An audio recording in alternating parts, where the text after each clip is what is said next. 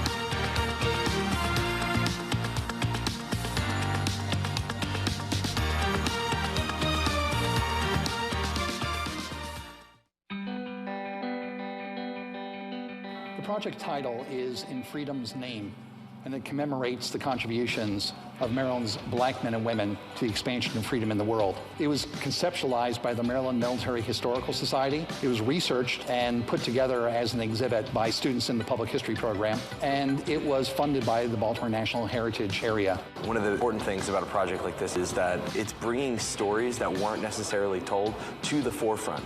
And that's a big part of what public history is it's telling the people's stories. So it's focused on the stories that are not really heard as much. And that's what's really awesome about an exhibit like this is you walk into it and you begin to really see and understand a lot about black history, especially in Maryland. I learned how to set up an exhibit, how everything needs to be taken care of, but also you learn that these people are real and you have to think of the impact that you're having by telling their story and making sure it's right. The things we achieved in putting this exhibit together are things historians and public historians do on a daily basis at the professional level. And here, Stevenson students learn it while they're undergrads, a task which is usually not learned until you're well out into the professional world.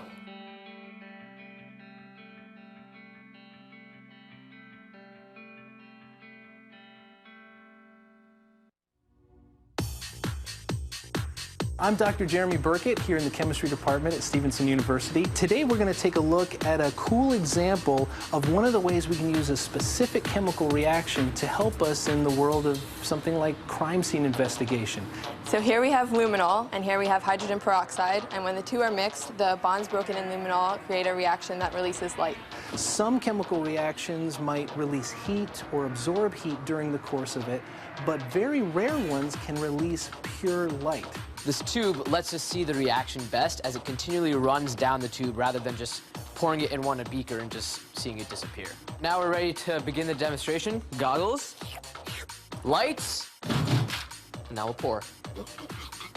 Now, as you can see, when the two chemicals come in contact, the reaction starts. One of the bonds in luminol starts to break, and every time it happens, light is emitted. You can see that blue glow, and that tells you that the reaction is happening. And here at Stevenson, we really try to get our students involved with cool experiences like this so that they can see how the science they learn in the classroom can impact the real world.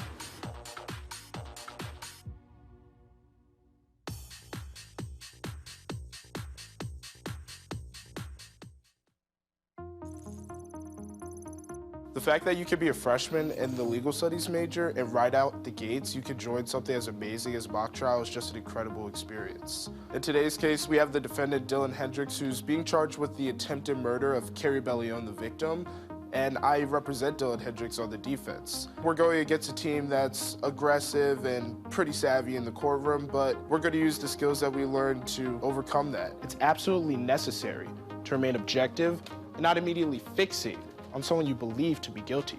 One of the great things about mock trial is you get to experience it from multiple angles. So you'll experience it as a witness, and then you'll also experience it as an attorney. But to experience it as a witness, this helps you to identify how do I interact with them, what questions would I ask them, and that sort of thing. Because even Dr. Smith's simple testing shows us that Ms. Hendricks simply walking past the Jaywood building would be able to connect to the Wi-Fi without actually entering the Jaywood building. The trial today turned out to be a great experience, and I think that our strategy played out well because we were all confident, we gave it our best, and what more can you ask for?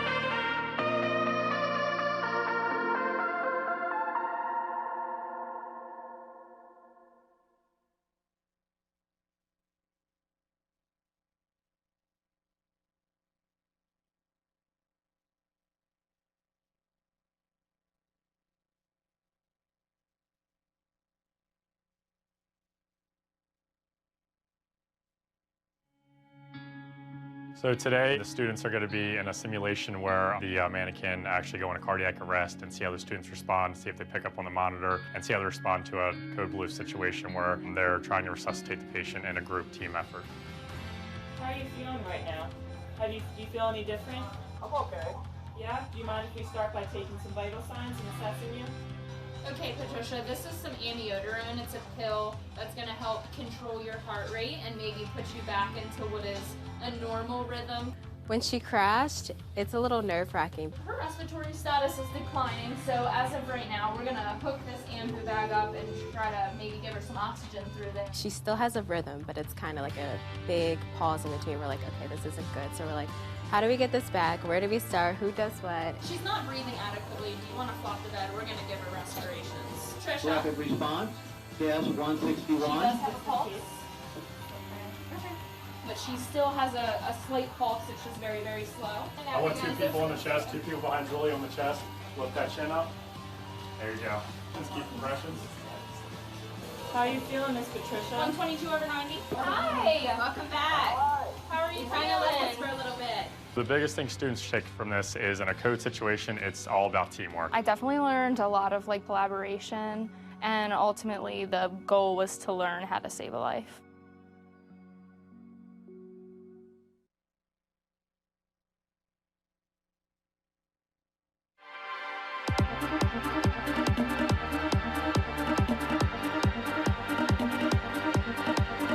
As a person, I have learned probably more through this sport than I have anything else in my life. I learned self-motivation, how to be dedicated and really work towards something. Everybody in this world is too focused on being comfortable, and my whole thing is trying to kind of push that limit a little bit. That's something I really attribute to my success here. At a school like Stevenson, you really get to know the students, not just as athletes, but as people as well. And I've had a really good opportunity to get to know Pat, not just on the cross-country course and the track, but also as an individual. And he's grown a lot as a person and as an athlete, and it's really been an honor to coach him and see him develop. Stevenson, for me, was a lot different than a lot of the other colleges I applied for. It was a lot smaller, and I credit my choice of coming here a lot to the coach. You know, he had a lot of experience. He had a lot of big plans for his athletes. And him being 2-time Baltimore Marathon winner had a lot to do because I knew he had the experience. He could get me where I wanted to go. He really individualizes things. Instead of putting people in large groups like I've seen at other universities, he really focuses on the things outside of running that are the little things that help you become successful at this sport. Going into one of the biggest races of my collegiate career, I wasn't as nervous as I thought I'd be. That nervousness, however, did hit me on the way to get over to the course. Coming down the final straightaway, it hadn't really hit me what I was doing and that I had such a lead. I looked over into the crowd and saw my dad and kind of give him a fist bump and got a big smile on my face and just ran through the line. And I was kind of just in shock. It really means a lot to win because it's really hard to win an individual national championship for cross country because it's only one guy that gets that. And I just feel like all the hard work paid off and it was a huge relief at the end of the season. As a coach, you're not always going to be able to have somebody that can win a national championship, but our goal here is to not just have the best possible athletes, but the best possible people.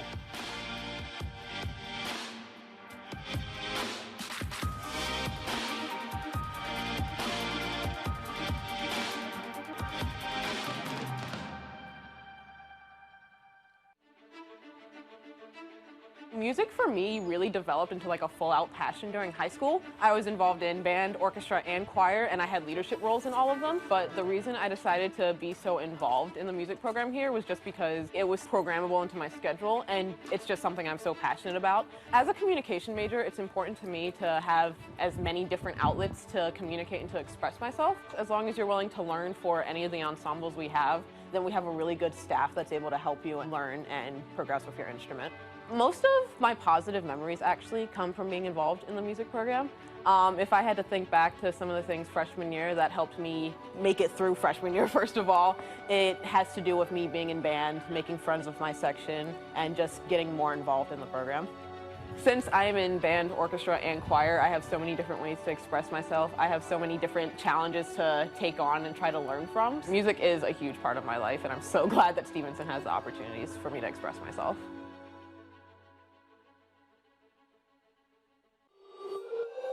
Thank you.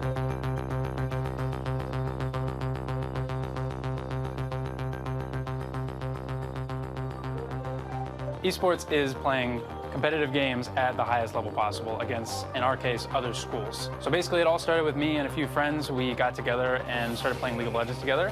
We wanted to make a team, and then over time they gave us a room to play, and since then we basically started adopting other games that we felt would be very competitive. And today we have a full esports arena now with 25 gaming PCs where students can come in and play those games together. When I looked at Stevenson University, I knew the psych program was very good, but I didn't know really of the esports program. But just entering the room and just seeing people just trying to game and do their best, essentially, as a team and coordinate and talk about the game here was an environment I'd never really seen or been a part of ever before in my life. So when I first went into the esports room, I knew immediately this was the school for me. At orientation, I actually saw a presentation about the esports club, but I didn't know that it had an Overwatch team. I'm a commuter student, so I'm not on campus a whole lot. It's very inclusive, so this is a good way for me to meet friends and hang out with people on campus. I think that the esports program allows students to work on a team just like they would on any other sports team, but in this case it's for video games. It also helps students in their coursework if they are a technical student, if they want to do video or social media, you know, all these things are involved in our club. So being able to provide that for the students I think is really important.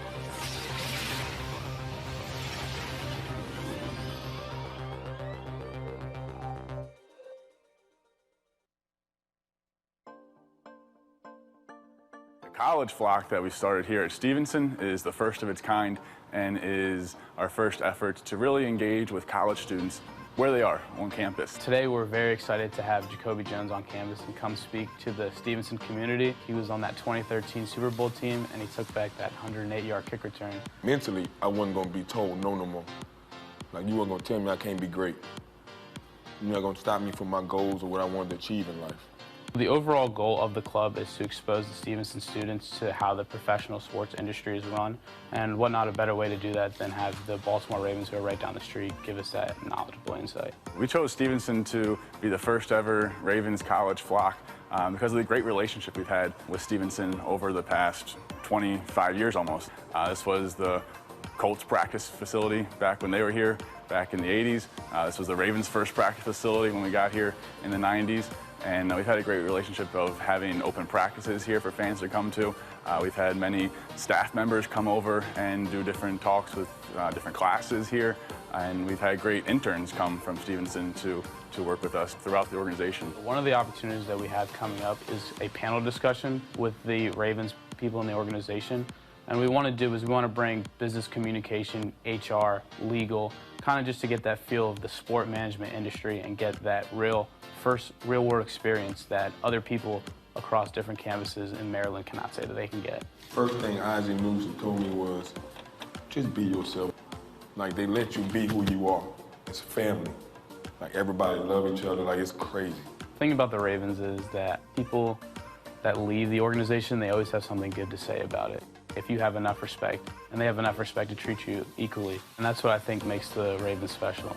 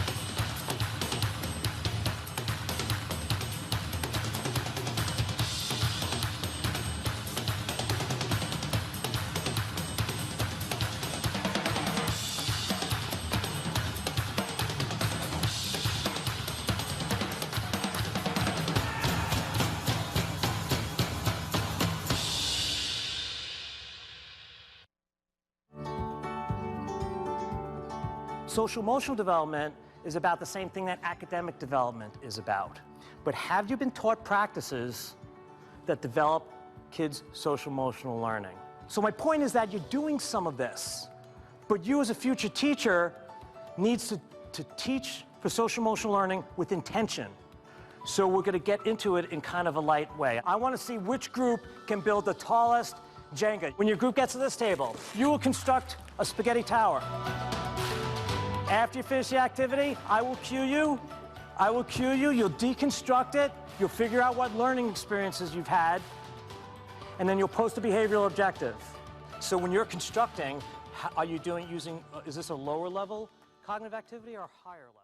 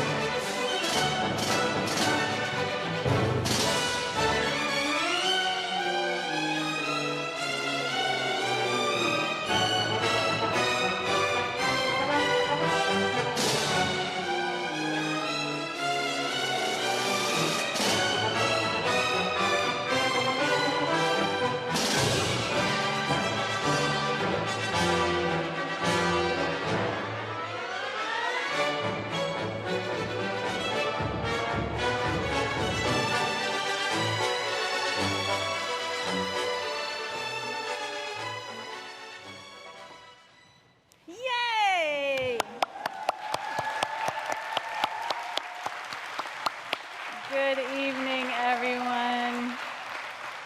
Please go ahead and be seated. On behalf of Stevenson University, I am delighted to welcome you to this evening's commencement exercises. My name is Susan Gorman, and I serve as Stevenson's Executive Vice President for Academic Affairs and Provost. It is long overdue, but it's really exciting to be sitting here with you in person, and we really appreciate you and your help to keep Stevenson safe. And for that purpose, we ask that you continue to wear your face covering throughout the ceremony this evening. I want to take a moment to tell you something about Stevenson that you may or may not know, and that is that we have a school flower. It's the sunflower because that was the favorite flower of St. Julie Billiart, whose faith tradition founded our great university. So at this time of global challenge, it seems worth noting that Stevenson's mission statement still reflects the ideals on which the university was founded, most notably the belief that there is goodness in each of us and that education manifests the goodness. The Stevenson community is committed to preparing our graduates for a lifetime of learning and contribution, and the sunflower reminds us to be the good in the world. I would add that it's not just our students who are sunflowers. The entire Stevenson community is well known for its exceptional warmth, caring, and compassion. And in that spirit, I'd like to take a moment to thank every member of the Stevenson community who makes sure that our students are educated and safe and fed and cared for, advised, supported, engaged, mentored each and every day. And on this day in particular, I want to give a special shout out to the hundreds of Stevenson staff and faculty members who have made personal sacrifices to make this commencement week as special as possible for our graduates and their families. The joy of this day is certainly shared widely and made possible by so many who have walked this journey with our students. So as I look up and around the room today, I see a bright field of sunflowers. Graduates, please know that you are and always will be a member of the Stevenson family. We are all very proud of you and hope that you will stay connected with Stevenson as you take your next steps in your journey of life. So we're gathered here today because commencement is, after all, a celebration. And so to help you make some noise in a COVID-safe way, we've provided each of you and your guests with a hand clacker or a maraca. So we're hoping to raise the roof tonight with our hands.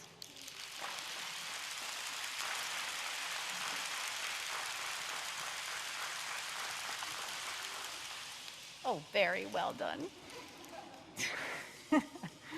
Today is a day when everyone in the Stevenson community celebrates you, our graduates. At the top of that list is always our Board of Trustees. Commencement is a very proud day for them, and they love to watch you graduate. Please join me in listening to a message from the chair of Stevenson's Board of Trustees, Mr. Scott Pugach. Class of 2020, a delayed but sincere congratulations. I am Scott Pugach, Chair of the Board of Trustees.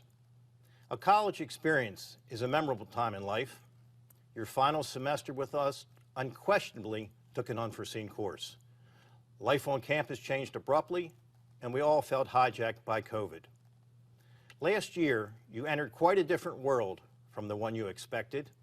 I trust you now realize what your professors knew then, that you were well prepared to meet the opportunities and challenges that were ahead. The university's mission, blending liberal arts with career exploration and planning, aims to not simply prepare you for your career, but also to help prepare you for anything that you might encounter in your lifetime endeavors. I believe you now understand that objective. After all, you were given the skills to measure exactly 6 feet without having to use 2 yardsticks. And you easily learned to wash your hands and sing happy birthday at the same time.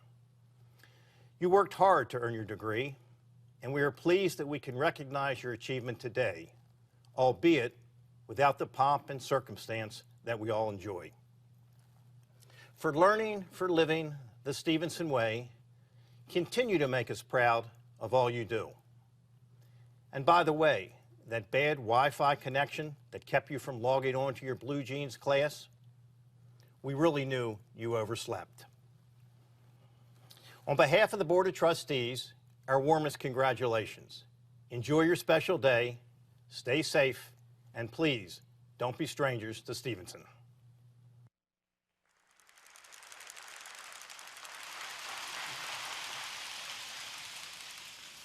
It's now my pleasure to introduce to you the members of the stage party. I will ask each person to stand as their name is called, and audience, I do ask that you please hold your applause until everyone on stage has been introduced. Dr. Ali Eskandarian, Dean, Stevenson University Online and Vice Provost for Online Learning.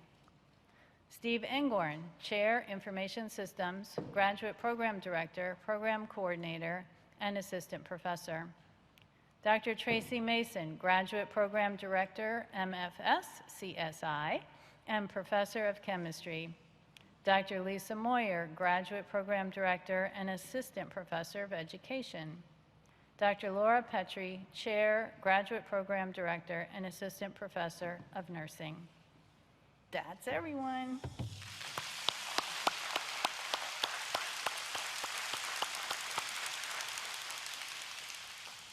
And then there was one. Please join me in giving a warm welcome to Stevenson University's President, Dr. Elliot Hirschman.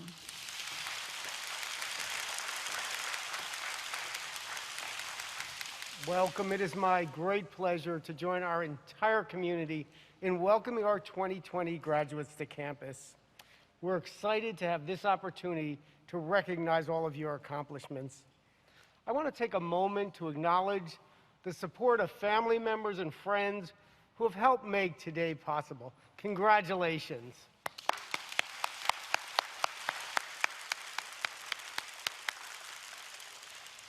Congratulations also go to our faculty and staff members, represented today by our platform party, who have taught and mentored our graduates. Congratulations and thank you.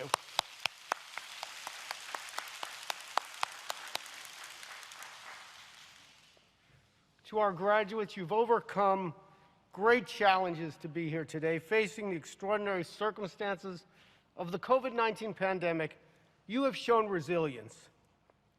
You have innovated, you have persisted, and today you will cross this stage.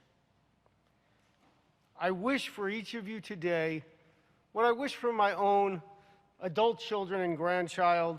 I hope that you will continue to learn and grow, that you will laugh and love and be kind, that you will embrace a noble purpose, and that ultimately you'll develop to be the person you hope to be.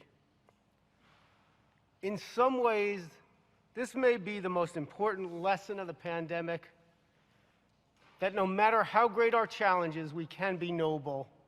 We can be our best selves.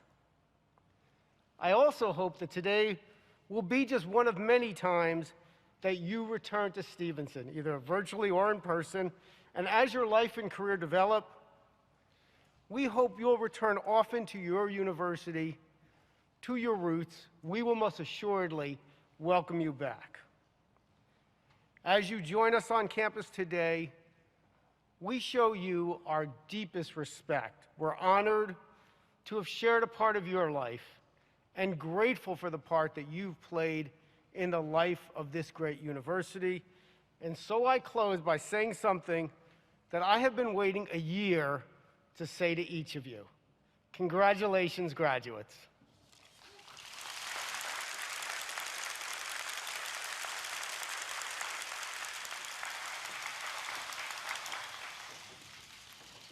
Thank you, President Hirschman. Stevenson's faculty are the bedrock of each student's academic experience. Please join me in listening to a message from Laurel Moody, Assistant Professor of Nursing. Welcome, graduates. I'm Laurel Moody, Assistant Professor of Nursing. No one could have predicted how your journey at Stevenson University would unfold. The familiar and routine college experience you may have dreamed of seems but a distant memory. Many have seen their vision for the future shift before their eyes.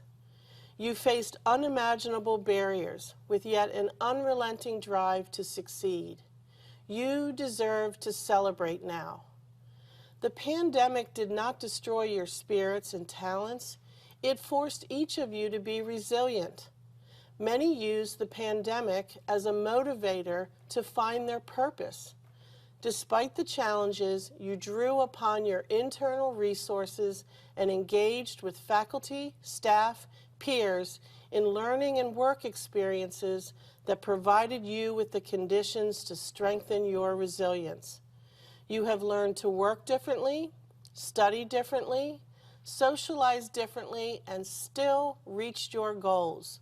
You found new ways to stay connected. Margaret Mead, a famous anthropologist, said, "Never doubt that a small group of thoughtful, committed citizens can change the world." The situation we are living through shows how valuable everyone in society is. Stevenson University graduates will undoubtedly make significant contributions to shape and create a new world for all of us. Don't get ready. Be ready for all the world has to offer you and adapt accordingly. While your journey at Stevenson is finished for now, we are filled with gratitude and hope for the future. Congratulations, graduates. We will never forget this time we have spent together. Thank you.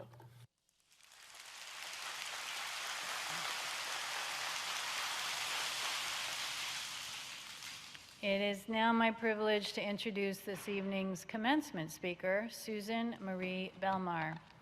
Susan worked as an attorney prior to enrolling in Stevenson's Master of Arts in Teaching program. She discovered a passion for teaching and decided to follow her dreams. Halfway through the MAT program, she was hired as a math teacher at a local high school where she still works. She's a proud Stevenson graduate and loves her new career in the classroom. Please join me in listening to her message. Hi, I'm Susan Belmar, and I'm a member of the Master of Arts in Teaching program class of 2020. 2 years ago, when I first started the MAT program, I was looking for a change. But what I found was a transformation. I'm a career changer, and this wasn't my first master's degree, but it has definitely been the most impactful educational experience in my life. I was a lawyer, a wife, and a mom of 2 when I started. Now I'm a teacher, a wife, and a mom of 2, but I'm also so much more thanks to Stevenson. Over the past 2 years, it often felt impossible to juggle everything, and Blackboard became my constant companion. The laptop went wherever I went, and I just slowly chipped away at the work. There were many late nights and a few occasions where I fell asleep writing a paper and woke up just in time to turn it in before midnight. I even remember having meetings in blue jeans for a group project from the sidelines of my son's soccer game as I tried to juggle it all. 5 months into the MAT program, I was offered a teaching position. I was doing field experiences at my dream school as part of my courses. The principal called me in on a Friday and asked me to start teaching the next Monday. The saying is true that it felt like trying to build an airplane while I was flying it, but Stevenson and my family were there for me, helping me sort it all out and encouraging me every step of the way. I had many failures in the classroom that first year, but I found a new passion for my online coursework. I had the chance to try out everything I was learning and see it in action. It wasn't theory anymore. It was what I was going to use tomorrow in the classroom. The biggest lesson I learned was that I had to be myself and not try to copy other teachers. As a lawyer, people expected me to fit a certain mold. As a teacher, that mold just didn't work, and I learned that I needed to be myself to succeed. In the midst of all the chaos of juggling everything and feeling like maybe I just wasn't cut out for this, I found a new me and a new passion. I was hired permanently by the school, and I still work there today. As online students, we have the advantage of flexibility, but that can also be our downfall. It takes true grit to complete a Stevenson master's degree. Throughout the first year of the MAT program, I struggled to find my own voice in the classroom. My experiences learning online helped me to understand the need to be flexible and resilient when working in the community. I even had to let go of my ego and ask for the occasional extension on an assignment when I just couldn't juggle it all. I learned how to breathe, how to let things go, how to make time for myself, and how to accept being less than perfect. But I also gained a drive to look for new and better ways to do things, to not accept the status quo. And I had the realization that what I contribute really is more important than what people think of me. Letting go of the image of myself as an expert and embracing the mindset that I'm a lifelong learner who's capable of ongoing transformation has been Stevenson's greatest gift to me. I got what I hoped for when I started the MAT program.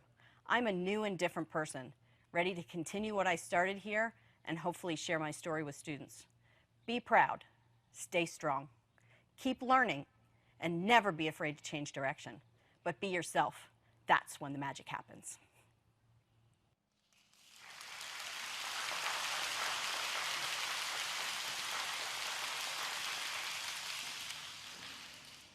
And now we are ready to begin the most exciting part of the whole ceremony for all of us. Mr. President, will you please join me on stage so that we may introduce to you the candidates for the degree of Master of Science. These candidates have completed all requirements for the degree, and the faculty asks that these degrees be conferred. I invite all candidates for the master's degree to please stand.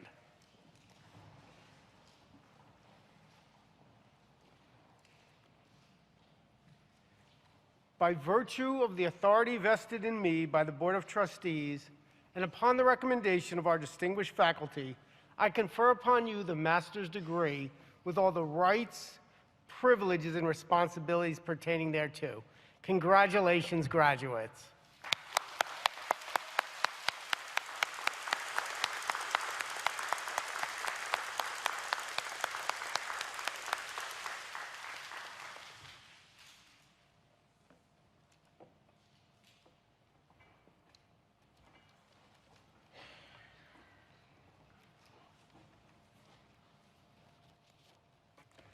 Please be seated. Hello. Please be seated. You graduated. Enjoy. My name is Ali Eskandarian, and I'm the Dean of Stevenson University Online. Let me begin by thanking Dr. Hirschman and Dr. Gorman for their leadership and their participation in this week's many commencement activities. Their commitment to keeping Stevenson safe over the last 14 months has made it possible for us to be together on campus today, celebrating your graduation. So, a procedural note, degree candidates, please, when prompted by the marshals, you will approach the stage maintaining a bit of distance between each other. When close to the stage, you will swipe your grad pass. One by one, you will ascend the stairs to the stage, pick up a scroll, walk to the middle of the stage, pause momentarily for a photo, and then continue walking across the stage.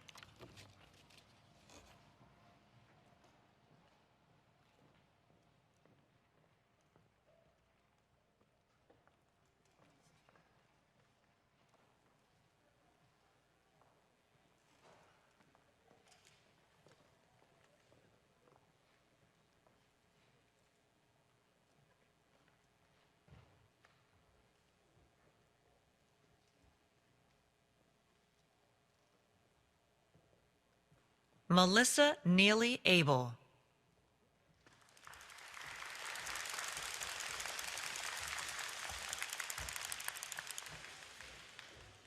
Elise Marie Allen.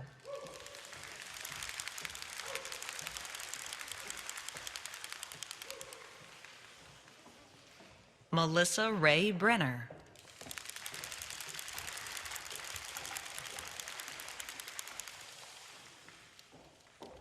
Paulina Alexis Brewer.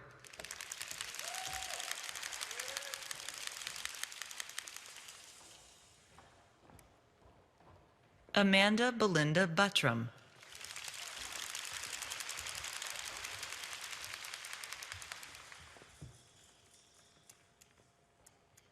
Robin Cawthorn.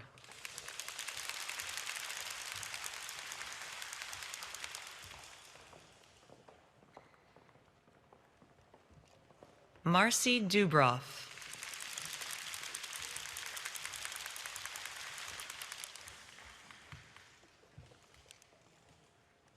Jean M. Fisher.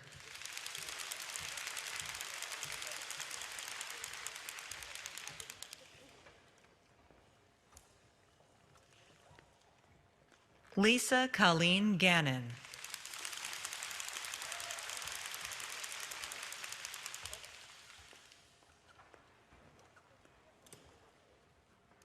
Stephanie Hurd.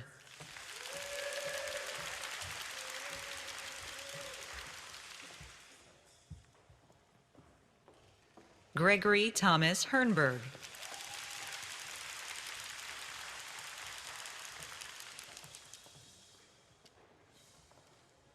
Emily Marie Iannucci.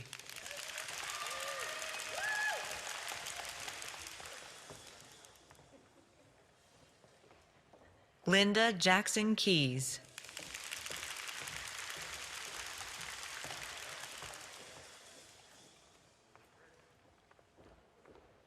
Brianna Renee Jarman.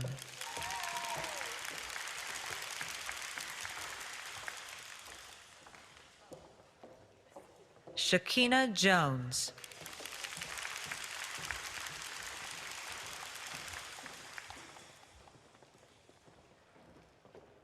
Yatunde T. Johnson.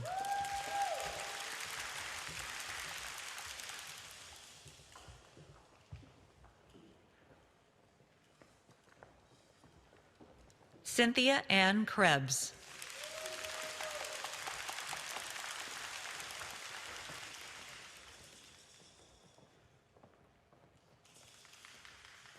Christine Ann Longbottom.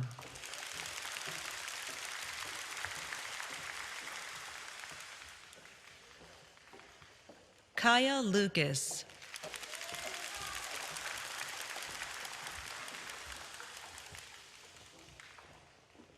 Jonathan Lugo.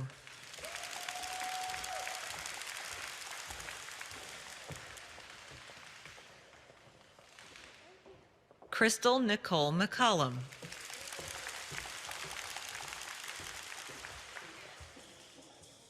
Sean Christopher Merle.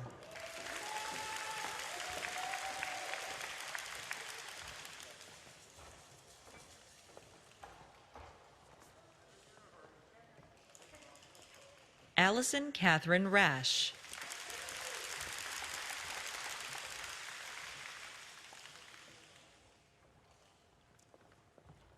Ashley Elizabeth Smith.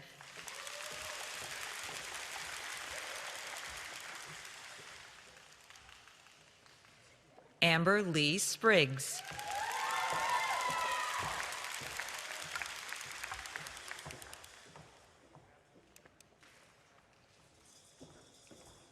Janisha Romera Tucker.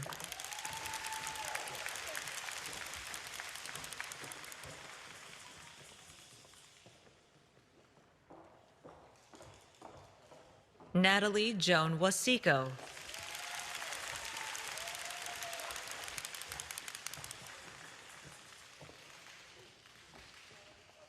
Sierra L. Woodard.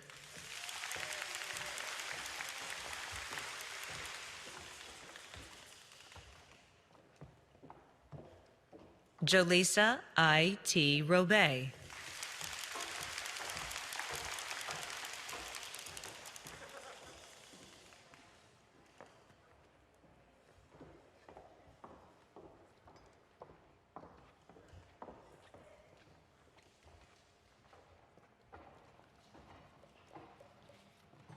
It is now my great pleasure to confer our bachelor's degrees. Our bachelor's candidates are your stage right, my stage left.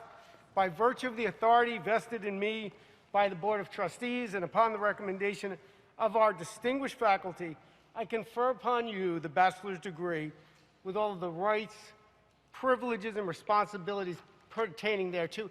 It is customary to move your tassels from the right to the left. Please move your tassels now. Congratulations, graduates.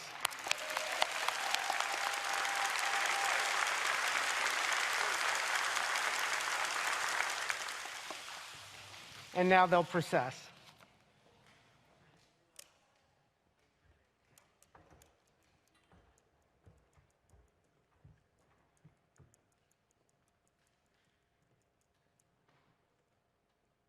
Brianna Autumn Giles. Kayla Brianne Ariarte, cum laude. Lila Amponsa.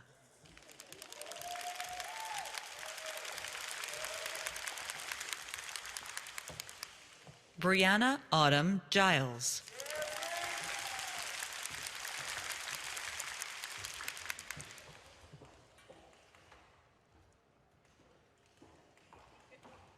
Kayla Brianne Ariarte, cum laude.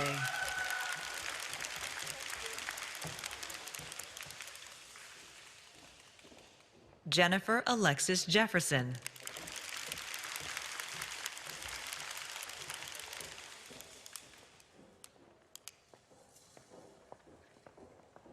Caitlin Kehalani Knight, magna cum laude.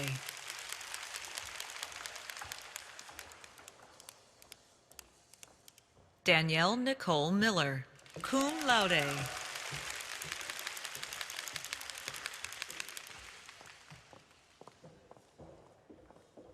Samantha Cassidy Roberts, magna cum laude.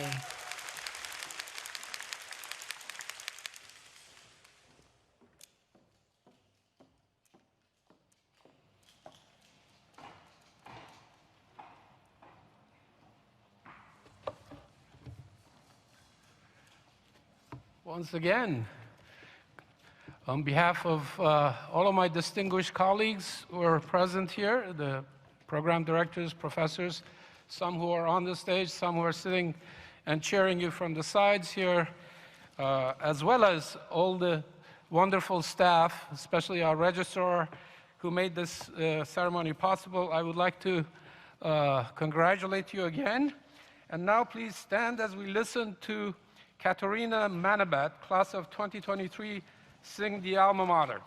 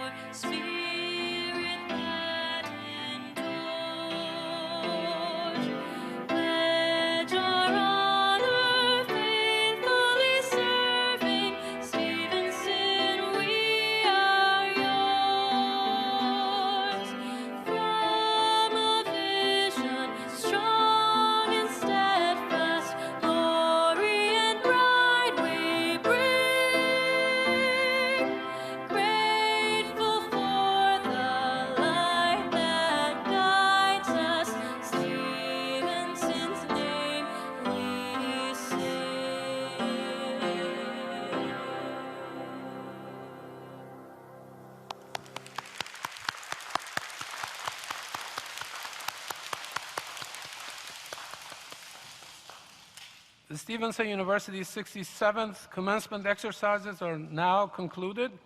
We ask that the audience please remain in your seats and in the gym until all of our graduates have filed out in their recessional march. At that time, you may then join the graduates outside for pictures. Congratulations again.